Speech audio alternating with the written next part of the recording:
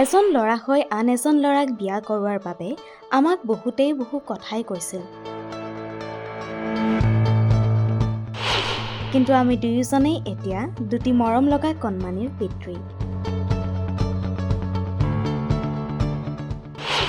দুই যুৱক স্বাগত আৰু মায়ংকৰ প্ৰেম কাহিনী এয়া।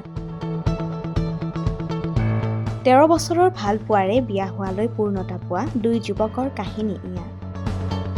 এজন ল'ৰা হৈ আন এজন ল'ৰাক বিয়া কৰোৱাৰ বাবে বহুতেই ঠাট্টা কৰিছিল সিহঁতক।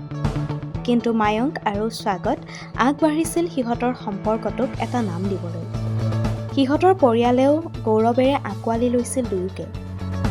ইপিনে মায়ংক আৰু স্বাগত সম্পৰ্কত অহাৰে পৰা সদায় পিতৃ হোৱাৰ আশা কৰিছিল। সেয়ে সিহঁতে সেই সপোনটিক প্ৰথমে পূৰণৰ দিশে লৈ গ'ল।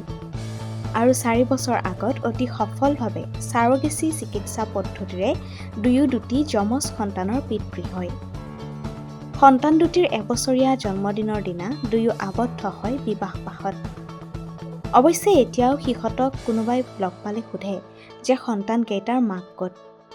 তেতিয়া দুয়োৰে উত্তৰ তেনেই সাধাৰণ যে সিহঁতৰ পিতৃ দুজন। সঁচাই অভিভাৱকত্ব মৰম ভালপোৱা আৰু দায়িত্বত থাকে, লিংগত নহয়। স্বাগত আৰু মায়ংকলৈ থাকিল আমাৰ ফালৰ পৰাও অলেখ অযুত শুভকামনা।